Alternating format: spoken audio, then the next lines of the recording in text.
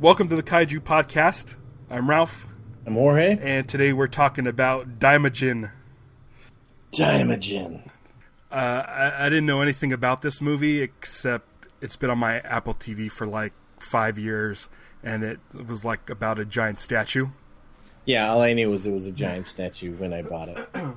And when it started, I was like, oh, this is kind of cool because it's not like modern. It like takes place during like samurai times. Yeah, it's like the Edo period. Okay. Which is then that's just based on the haircuts. Oh, okay.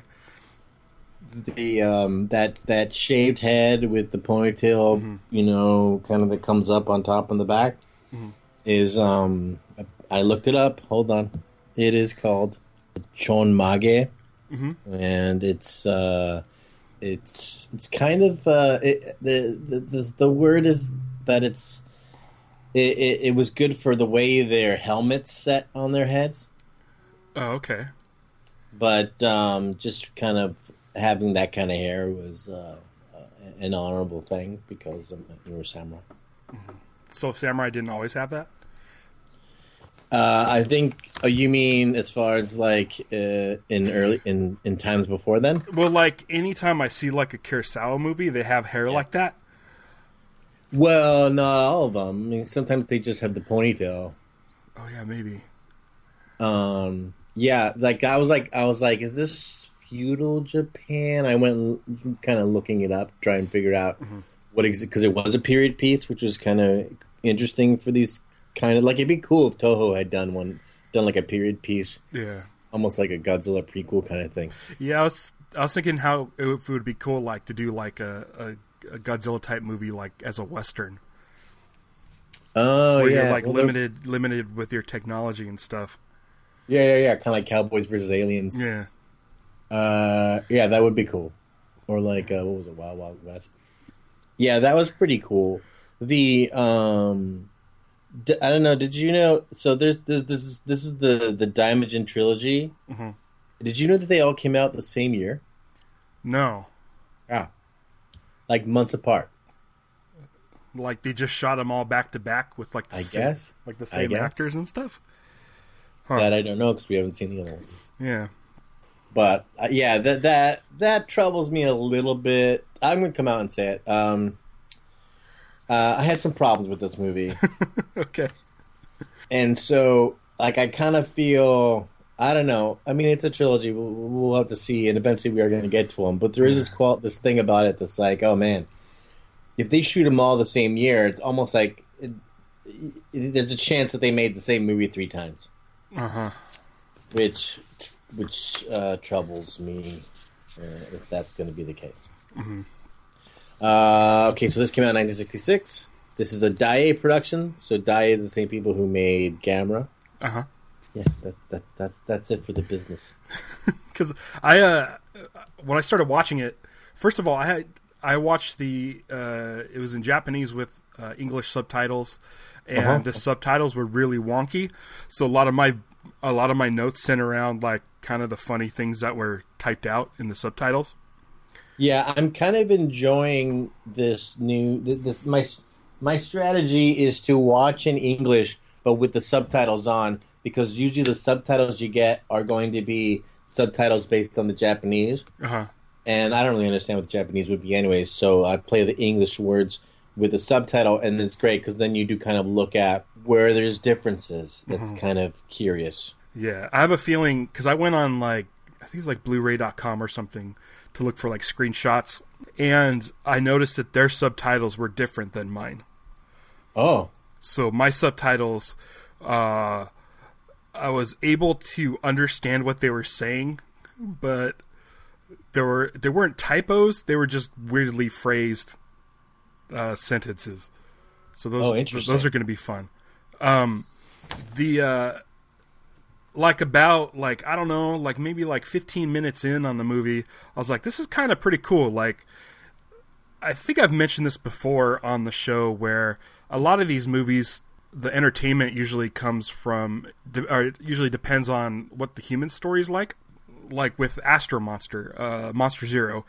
Like, I like that one a lot because in addition to like the Godzilla stuff and the fighting stuff, the human stuff is about super cool looking space aliens and astronauts. Yeah.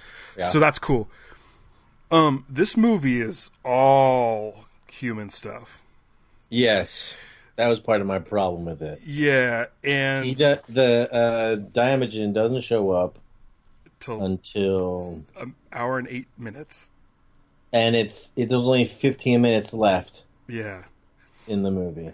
And it's not like he just shows up and then starts up. He like shows up and they cut away. It's kind of. I mean, when he shows up, though, I mean, okay, there's a lot. He does a lot of destruction, which is great. But it's kind of like, here's the monster and the end, and that it was kind of like, oh boy. That's why I'm wondering if the other two may have more of the monster. Yeah, it's also curious if they knew they were going to be making a trilogy so quickly. Or I think it's possible. I mean, we're so used to now that movies become trilogies. Like they start out as trilogies, even if they don't even know how good the other ones are going to do. Mm-hmm. But that's still a pretty new concept. I think it's possible that the first one they thought this might have been a one-off. I mean, for one thing, just to cut to the end already, he just crumbles at the end. The statue crumbles. Yeah, but the it's like a like Daimajin is this kind of like spirit that. Now there's So wait, hold on. This is gonna be tough to get through. Okay, it's just a weird. We'll get okay. So the legend. Of this thing, Majin, yeah, and Shino, the two gods. And Shino keeps Majin in the mountain. That's what I got. That's one of the things that they describe. And hold on. The very opening with the eye in the rock. I thought that looked awesome. And everyone's afraid of Majin. Mm-hmm. Everyone's afraid of it. And in my head, every time they're talking about how scared they are of Majin, in my head, I'm going, "Oh, you think Majin is bad? Wait till you get a load of Daimajin." because it's the whole thing, like versus Kaiju versus Dai Kaiju, where Dai Kaiju basically just means giant Kaiju, essentially. So I was like, this is like Majin, only so much gianter. Which is funny because one of my notes towards the end is he's pretty big. Yeah, he's got and the whole there's that. I like that ceremonial dance. Oh yeah, they sounded like Ewoks. Yeah, there's like a giant effigy, and it was cool. And but it definitely was like these people were definitely frowned upon for their superstitious beliefs. Yeah, I thought it was funny that they had to make as much noise as possible to keep Daimajin at bay and sleeping. It's almost like the opposite. I felt like they were trying to wake him up, but that doesn't happen for a while. Here's the first time I noticed that the subtitles were off. At the beginning, the whole thing takes place in a samurai castle. And right at the beginning, the Chamberlain goes and kills the king, I guess, the Samurai King. And the Samurai King gets, as he's dying, he yells, "I am bitter."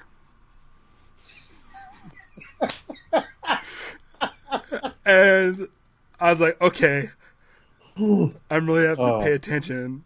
So the king gets stabbed, and like all hell breaks loose, and so like. The good guys who are with the king, I want to know what he says in my version. Probably not. I am bitter. No, definitely not. I am bitter. So the good guys are like trying to alarm everybody else. Like there's a raid that's happening, and one guy yells out, and this is the subtitle: "Everyone come out for intrigue." Wow. Okay. So clearly. There's like a language barrier. Yeah, yeah.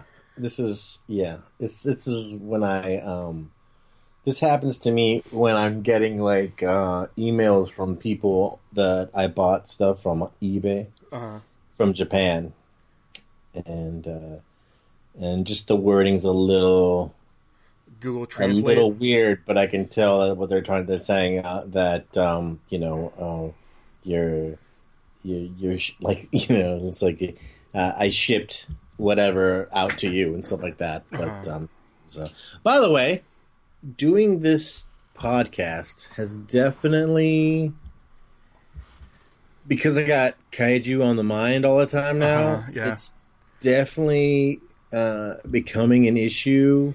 With eBay. Yeah, and it's bad. It's bad, Yeah. and it's also like because like these things cost so much money, and they always, whenever they arrive, they're always smaller than you would hope they'd be. Yeah, let's see. I got like, thank you for making successful bid for my item.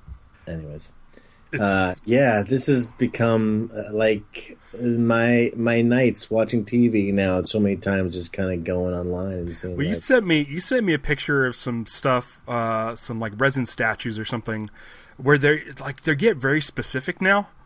Yeah. Where you have the one that looks like the King Kong versus Godzilla poster, where King Kong's swinging Godzilla by the tail. Yeah. Or that one with Godzilla and Minya like sitting on a rock, and he's like teaching him stuff. Like it's crazy how specific this stuff is getting, and it just must not be mass produced because the prices are like through the roof. Yeah. But yeah, I always I'll sort any of my searches by price low to high. And then there's a moment when I goes, oh, I gotta stop flipping through this now. I'm past my. But the thing is, but then like the stuff that's cheaper, I'm finding myself buying kaiju toys for things I have no idea even what they're from. Like they're usually from Ultraman stuff. Yeah. But I'm just like, oh, that guy looks cool. Yeah, they all just look and cool. I'll just buy that. Just because he looks cool. I just ordered one, which I have no idea what he's from. But have you seen, what's he called? Dino-tank? No. I'm going to have to send you a picture. It's exactly, well, I don't know. Like, okay, you just sit and picture your head what a Dino-tank would be like. Well, I'm thinking of that movie, Dragon Wars. Did you ever see that movie, Dragon Wars? It's from like 2009 or something. It's Craig Robinson's in it from The Office. Okay. But it was like a movie. I want to say it was a movie that was shot in Korea, like South Korea or something. And then they brought over a team to Torrance to shoot like American stuff and like put it in together. But it had these giant, like, they're like dragons, but there's like these dinosaurs that had like these backpacks with like missile launchers on them. Oh. And that's okay. What it sounds like when you say, let me see, you just sent the picture. I'm going to check it out. This is the opposite. Instead of legs, it's like the top half of a dinosaur and the bottom half of the tank, the part with like the conveyor belt thing that goes around. I think I'd be more afraid if it was the other way around. If it was the bottom half of a dinosaur and the top head of a tank. They probably have that. That's what they do with the scraps. Is that from something, or is it just like a? He is from something I've never seen, but I just thought it was so ridiculous looking. We'll have to remember when this episode goes up to post that picture. Okay. Oh yeah. There's pictures online. Oh, it's Ultraman. This is from Ultra 7. Yeah, there's pictures of him in action. So this tank guy, the actual like from the show version, just looks like a dinosaur humping a tank.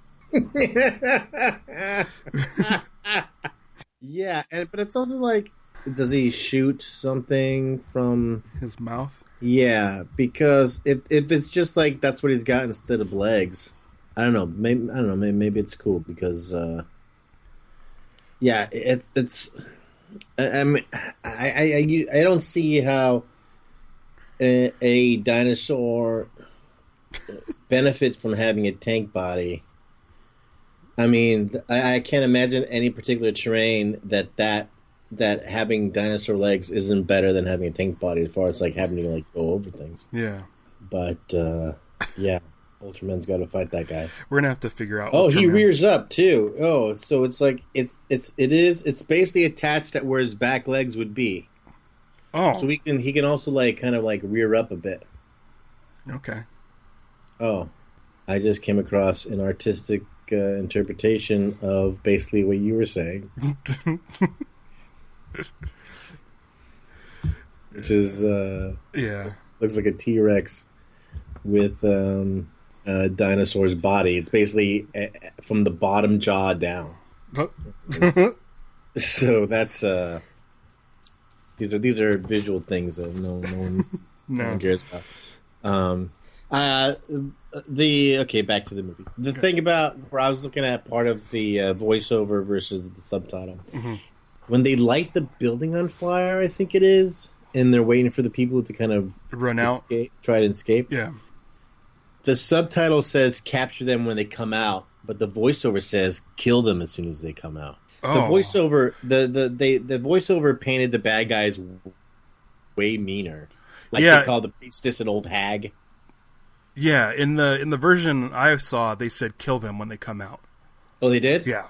You know, they mentioned Kugenta's name a lot at this beginning. Like, I felt like it was kind of almost strategic. Like, you're never going to forget his name because everyone keeps calling him Kogenta constantly. And he was the only name that I remembered.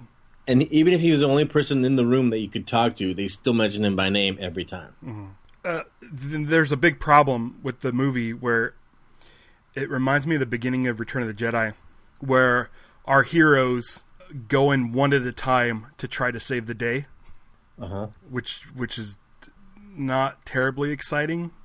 Mm-hmm. So everyone, the people end up escaping the burning building and they go live in the mountains where Daimajin is. Yeah, and then they're there for 10 years, and then what's his name? Kogenta. He's like, I'm gonna go kill the guy. No sense in all of us going and dying. I'm gonna go kill the dictator dude.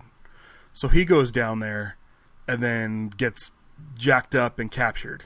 So then the little boy, who's now in his 20s, he's like, well, it turns out that guy got killed or is tortured, and so then he decides he's gonna go and try to kill the dude, and then he gets captured, and then the old lady says, I'm gonna go do it now. And it's like we're literally watching like every single person go down one at a time and fail. And that's not terribly exciting, especially when the old lady goes down there like about halfway through and she says, you know what, I'm gonna summon Daimajin, and I'm gonna put a curse on you, he's gonna kill you all. And it's like, okay, now we're talking. But why didn't she do that like 10 years ago? But then she doesn't. Like, it still takes another like 2/3 of the movie. Yeah, most of the movie is like you wait. Yeah. When Daimajin get here, everyone's afraid of Daimajin. Yeah. The thing where I guess those ritual dances really worked. Keep them away. Yeah. The note I have next is when the kid is scared in the forest. Mm-hmm. Ghosts, skeletons, goats, llamas. Yeah. Well, first of all, when the first thing was that bird, and the bird scared me. But then, the ghosts were cool. The skeleton hand, which then turned out to be a branch. I liked how they kind of were doing this thing that's like it was in his imagination. Yeah, I didn't get that at first because I was like, those skeleton hands look really like, just like you would see like in a like a Halloween prop. Yeah, like a real plasticky looking. Yeah. But when it turned into the branch, I'm like, oh. Oh, it's just it's very kind of like Snow White in the forest kind of thing. But the thing with the eyes, it was like a series. First, there was a close up of an eye, and the eye looked weird, and I'm pretty sure it was a hippopotamus. Okay. You get a close up of a hippopotamus eye, and then you get an upside down bird's mouth, which I think might be like an ostrich's mouth. Then the hippo eye again, and then a different bird, but this time you see the whole head, and then like a goat's mouth. And that was like almost like the subliminal. Look how scary this is. Yeah, it reminded me of like Willy Wonka's tunnel, like where they're seeing like just weird images. Yeah. But the ghosts, they look kind of like just like tissue paper, like tied with a string. Yeah, but it was cool. Yeah, because there's like a bunch of them. That was great. There's like 5 or 6 of them. Yeah, I was watching it going, oh, I gotta remember to try and do something like this. Yeah. On the subtitles, they refer to the god as God. In the voiceover, they specifically call him Shino every time. Okay. That's probably why I don't know. Oh, you know name. the gun? You know when he holds the gun on the guy and he pulls the trigger and it doesn't go off? Yeah. In English, he says he forgot to load it. Oh. In the subtitles, he didn't load it. Yeah. Like on purpose. Yeah, I know. There was one thing that I'm trying to remember who it was. The bad guys talking to one of the good guys, but the quote is, "No yellow beak like you can outwit us." Oh, and I don't know what that means. Neither do I. I don't know what a yellow beak is. There's a point where this lady curses the dude, and she's gonna send Daimajin out to destroy him. So he sends like a bunch of people and goes out into the mountains to like tear down the statue. Yeah. And they're like hitting it with mallets. Yeah. And it's just not doing anything. And so one guy says, the chisel. Only the chisel can do it. And that made me laugh because I'm like, they only brought one chisel. It was like a group of like 30 dudes. Right. And then it starts to bleed. Yes. And that scares everybody. Yes. And that's when I'm like, all right, here we go. Here he comes. Now it's going to start happening. Yeah, but it doesn't for a while. No, the lady's got to come and cry. Yeah. That kid ends up in a tree somehow. I don't know if I missed it, but there's like kind of chaos. The ground opens up. One of the new Chamberlain falls, the big fat guy, like falls down into the thing, and the ground closes back up on him, which I thought was cool. Like, you know, you've seen like the ground open up and like earthquake style and people fall into the hole, but you never see it like close back up on them. So you're like, oh, that guy's totally done. So you're like, here we go. Daimajin's killing dudes. He's going to go after these guys, but he doesn't. That's the point where I told the movie, hurry up and have a monster. Yeah, I was like, I have half of my notes are for the last 15 minutes when he finally wakes up, and the rest. Yeah, it's like the 2014 Godzilla movie that came out. They did kind of some of that stuff, but at least like as they were teasing Godzilla, you got to see Godzilla and you got to see the Muto and stuff. This is just literally we're staring at a statue every once in a while. Right. So, are we at the monster waking up now? Yeah, that's what I put. An hour and 8 minutes, he's alive. Yeah. I wrote an hour and 8 minutes later, the statue moves. And then I was like, there's only 15 minutes left. And then it cuts away. And then we're back at the village, and this, like, UFO shows up, and I'm like, what's this UFO? And it didn't dawn on me that that's the actual, like, Daimajin. The spirit. It wasn't inhabiting the statue at that point. There's this thing, that part with everyone crucified. Yeah. And the sky turns dark, and the orbs are flying and stuff. Mm-hmm. It kind of felt like that part at the end of Raiders when they open the Ark, because I mean minus the melting, but that the way that the sky is different and like the stuff flying around. Yeah. So Daimajin does this thing where he changes his face, and it's kind of like that thing you do with little kid where you move your hand in front of your face and you're smiling, and then you change it and you're angry and you change it. Yeah. See, that's how he turns on the Majin side of him. It's kind of weird seeing like a real person's face. Yeah, it's like in the monster. Definitely the eyes. Yeah, but although there was a really cool, like there's a shot at one point from down below up high at what is clearly a fake Daimajin, because he had like a fake head with painted eyes. And I was like, see, that one I like. That one I'm more comfortable with because it's just like it's got classic black and white eyes and not like the reddish tint. I thought it made him look creepy. I kind of like the eyes. I wonder if that's just a reaction from having blue makeup on. Maybe. I like we had mentioned in a few episodes about puppets wiggling. Yes. To make them look real, and this had some of the best ones. And it's a great puppet wiggle. Yeah, when he's carrying the guy. Well, the first one is, so the dude is crucified, the like samurai kid and I forget his name. Kogenta. They're crucified, but there's this like, I'm like, oh, this is a really good like process shot, because I was staring at Daimajin and the crucified dude was in the foreground, and then I looked at the crucified guy and it was just a puppet being wiggled. Great. But I was like, this is awesome. Like this, I thought all the effects looked really good. Yeah. Like even if they're like comp shots, like there's a shot where there's a bunch of bad guys on a tower. Yes. Like a sniper type of a tower, and Daimajin kind of like walks by and then stops and then comes back toward him, and it looks really good. It's got to be blue screen, but the way it looked really good. I mean, you have a Blu-ray, right? Yes. So I don't know how it looked on yours, but it looked good. It looked good. But I think all of the like kind of forced perspective and stuff like that were really cool. At first I was like, oh, he's just gonna stay with the spike in his head. But it definitely paid off later. But it was like, I was like, he's just walking around with a spike on his head. He does this thing early on before he really gets into the damage, where he just kind of like waves his arm or something, and people just start falling down. Well, I was wondering about that, because since this is like a period piece, they don't have tanks and stuff, so they just get these bundles of sticks on wheelbarrows and light them on fire and kind of roll them down at him. And he's like, oh, that's when he blows up the fire. Yeah. But he did it too, where they just knocked people over too. But does he have like super wind hands? Is that what he's? Yeah, I was like, is it like, yeah, he's got Mothra hands, like the Incredible Hulk's sonic clap thing, where it can like cause a blast of air, because he really didn't show off any powers. Like he doesn't breathe fire or anything like that.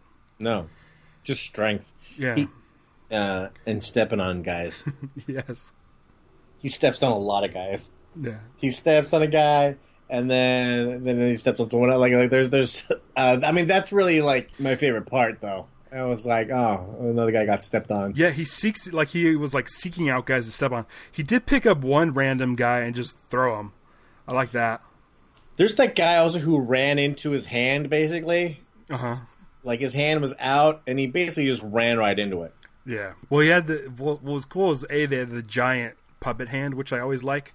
Yes. I know you're a fan, like, of the Godzilla, like the giant Godzilla puppet hands. And so this was what I liked about this is the main bad dude. King Kong hands. Yeah, the main bad dude was like hiding in a room, and the camera kind of pans to the side, and the hand is just back there, like the hand is waiting for the it's dude waiting to for him notice. to run into it. Yeah, I know exactly. There's a few. Actually, speaking of waiting, there's a few weird waiting moments. The other thing about is Daimajin, whenever they're gonna shoot at him, he waits. He just stands there so he can all go bing, bing, bing, bing.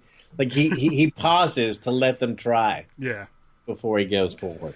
I like that they use the catapults with the boulders and watching the boulders bounce off of him. Yeah. Like all of the Daimajin stuff, all 10 minutes of it was awesome. I loved it. I was trying to figure out what the whole what the chain strategy was.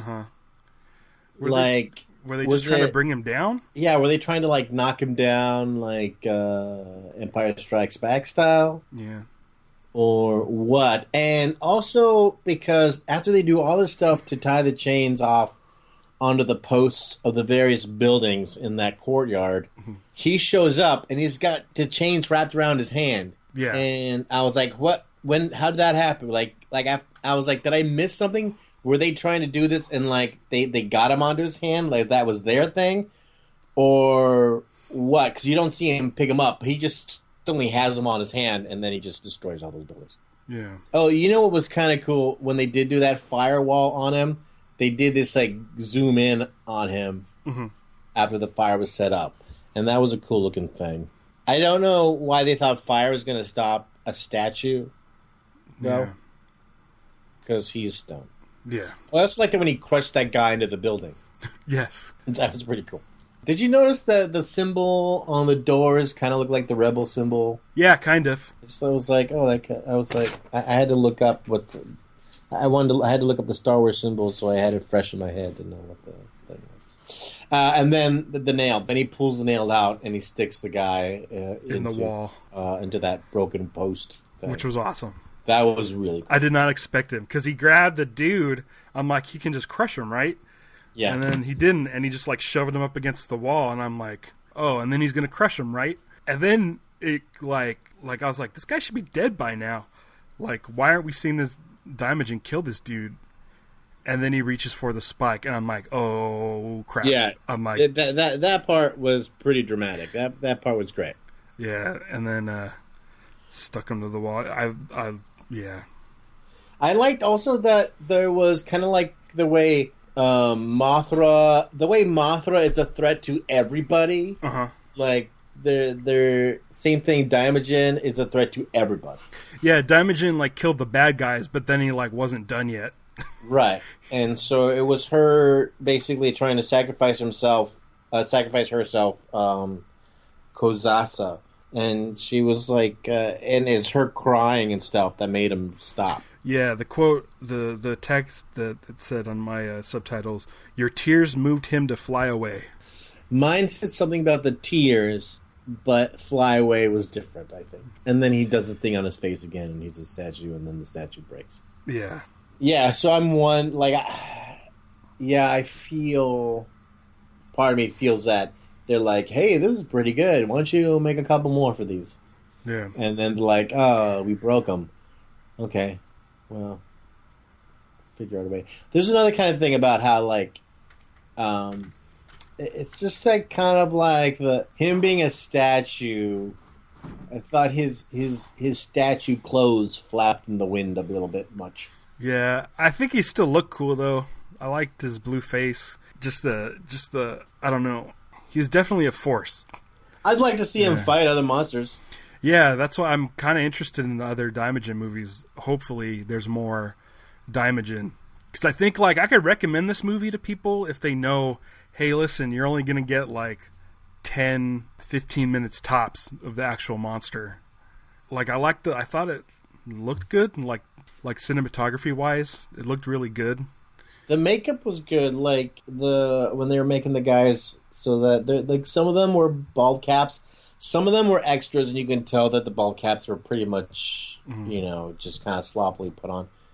But the ones that had close-ups, they did really good. Like, you could kind of see the scene, but you really had to look for it. Mm-hmm. And the way that they even made up the bald parts to look like it was shaved with the little, like, almost like stipple black spots. Yeah, I don't know. It doesn't... The thing is that it took so long for them to come out. Kind of... I'm not in a hurry to go back to this trilogy. Yeah, I can do some digging on the internet to see if the other movies maybe. Well, we know we're going to get to it eventually, but it's just like because I like the monster. I like the monster. I think it's cool and unique. He needs like a sword or something, but it's interesting, but it's also because he takes place in a different time period. It's not like he can fight Gamera. Yeah. I don't know. Maybe. Well, I mean, it doesn't have to. I mean, that spirit could be around for as long as it needs to be. But I'm interested to see if maybe the other ones are like, oh, well, if we're gonna make more, let's get more of the dude in there because I like the dude. Yeah, and I thought it looked cool. But it'd be great that now that he's out, he would stay out, but he went back in pretty quickly. It would almost be better if you told someone, "Hey, watch this samurai movie with me," and you didn't tell them. That's great. Because I think by the end you'd be like, "Oh, holy crap! I did not expect that." Like that was the craziest last 10 minutes of a movie I'd ever seen. Yeah. So maybe it's the we'll see. Maybe it's the rest of the trilogy that really solidifies his place. Yeah. I'm not counting it out. I'm. Yeah. I'm hoping this isn't a formula. I'm hoping that it's not just 10 minutes of monster. Yeah, I mean, the formula idea is kind of also is my it'd be great if someone actually sat and like, no, I have this story, and it would go for 3 movies. Says, well, we'll let you make 1. Yeah. Okay, and then we'll see. I don't know. We'll see. Well, I'm tapped out of notes. Yeah, me too. Next episode in a couple weeks, we're going to be discussing Godzilla 2000. Good to come back to Godzilla's action. Yeah. Good. I'm ready for something that I don't like. Yeah. Until then, you could go to Kaiju Pod, and that has links.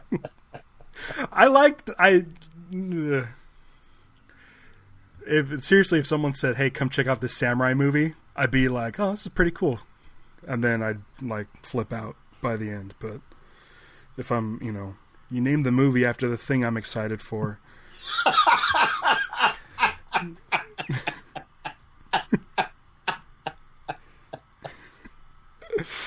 Yeah, like you want to go see Chief Brody. Yeah. And like, whoa, that shark thing was crazy. I was not expecting that. Was it I think it was a boat propeller. I think he's onto something. KaijuPod.com. You can go to KaijuPod.com, and that has links to Instagram and Facebook and Twitter, as well as all our old episodes and how to subscribe. And it has the list, the Kaiju movie list, which we're going to keep adding to until we can't find any more Kaiju movies. And then we'll have to figure out Ultraman. Because I've only seen the very, very first episode of Ultraman, but I know they've done a couple of movies, and then they've cobbled together some episodes into a feature-length size. So we're gonna have to figure those out at some point, because I'm a huge Jet Jaguar fan, and I think Ultraman's right there. Is Ultraman a giant? Or is it just a man? He is a man size that I believe turns into a giant. Oh. Kind of like Jet Jaguar does. Gotcha. Yeah. Speaking of, Jet Jaguar was also underused, right? He was only in the one movie, and that needs to be fixed. That needs to change. They need to bring Jet Jaguar back. Jet Jaguar is like the Boba Fett of the Toho's. I guess, yeah. He is for the limited amount of screen time. Maybe I don't want more Jet Jaguar then. Maybe I'm good with the amount I have. What about, there'd be like that story about his dad. Well, okay, hold on. If there's an Plain army, Jaguar. if there's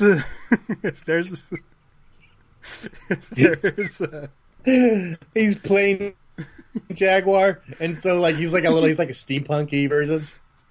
I kind of want to see that now. Yeah, me too. Especially if there's like a clone army of plain Jaguar. Airplane Jaguar, FYI, not plain like normal Jaguar. Those are just Jaguars. Just plain Jaguar. Just a bunch of Jaguars. Or like he was. All right. Until next time, I'm gonna go sit next to a waterfall. Oh, I'm just going to crumble into a bunch of rocks. All right.